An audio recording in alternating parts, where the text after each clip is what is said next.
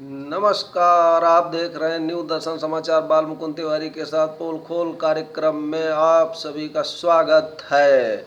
आज हम बात करेंगे बीएड संयुक्त प्रवेश परीक्षा 2020 के, जिसके लिए कई तिथियां गवर्नमेंट ने कोरोना महासंक्रमण काल होने के कारण स्थगित की।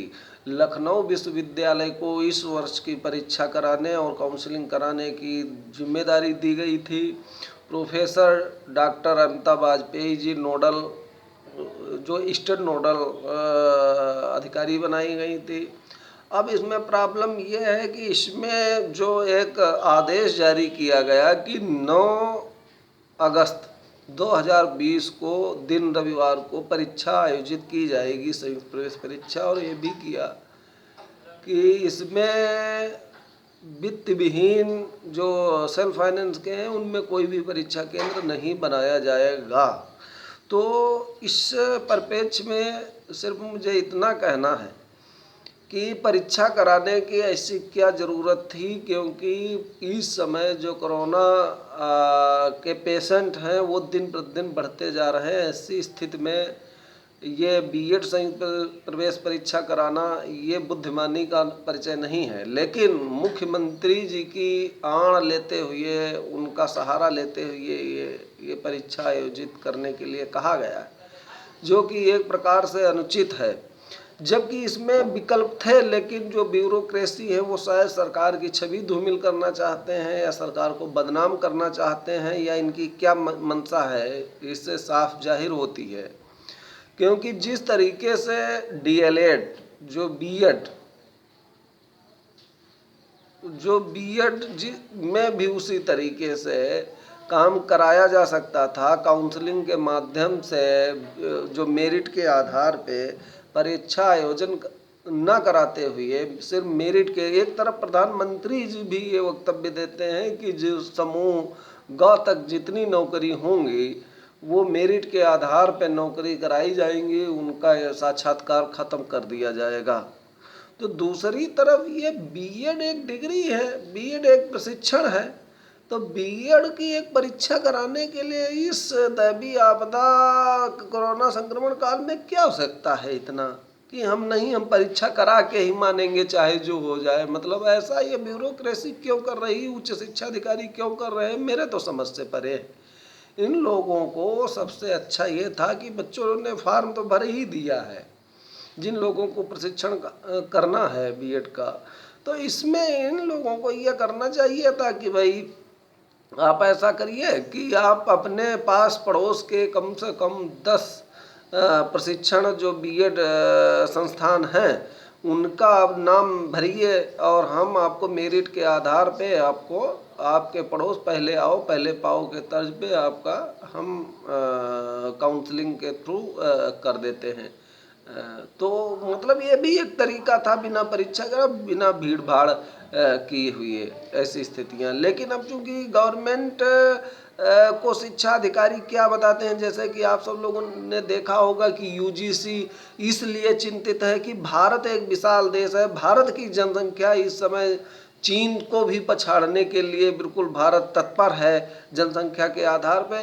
लेकिन क्या है कि हमारा जो यूजीसी है वो कहता है, घूम रहा कि हांगकांग है, ताइवान है और ब्रिटेन है, इन सब जगह मतलब वहाँ की परीक्षाएं वो कराए हैं, और अगर हमारे यहाँ परीक्षा नहीं होगी तो हमारे देश की नाक कट जाएगी, हमारे देश में मतलब बहुत ही उसका विपरीत असर पड़ेगा।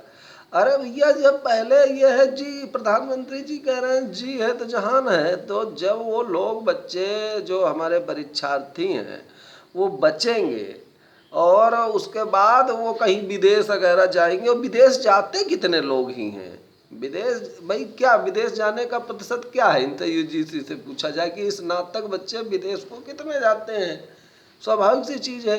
तो अब ये एक प्रकार हट है। और देखिए, माननीय सर्वोच्च न्यायालय में ये याचिका योजित की गई है, अब इसका निर्णय शीघ्र ही आएगा कि जब आप कक्षा 12 सीबीएसई या एसएससी के कक्षा 10 के परिणाम घोषित कर सकते हैं बिना परीक्षा के, तो आप ये यूजी और पीजी के क्यों नहीं घोषित कर सकते हैं।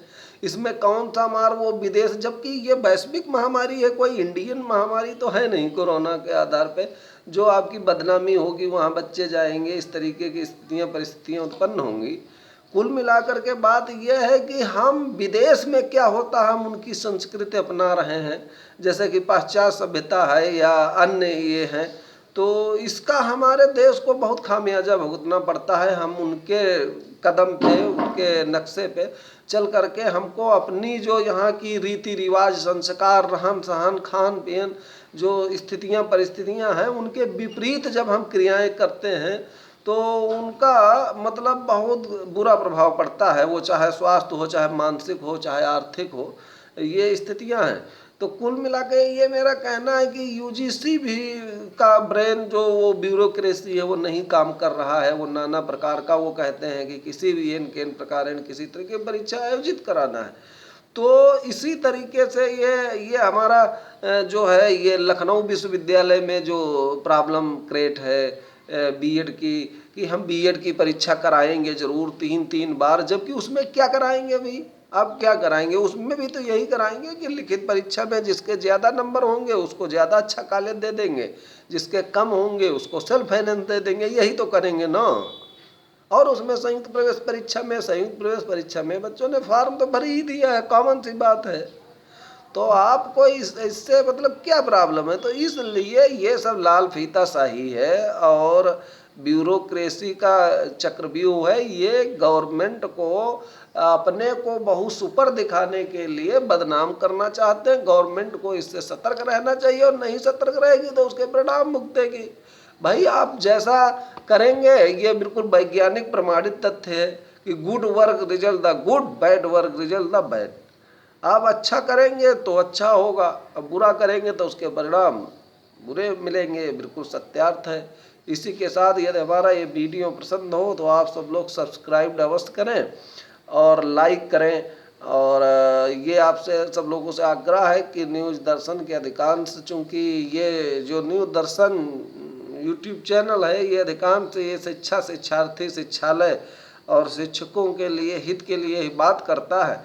तो ये आप सब लोगों से ये अपेक्षा है और एक प्रकार निवेदन भी है कि आप सब लोग ये ज़रूर सब्सक्राइब करें, कम से कम हौसला बढ़ाने के लिए, बुलंद करने के लिए। और नई वीडियो आप हमें सलाह दिया करें, मशविरा किया करें, आप सुझाव दिया करें तो हम आप सब लोगों के विषय पे नए वीडियो बनाएंगे। इसी के साथ जय शिक्षक समाज, जय भारत।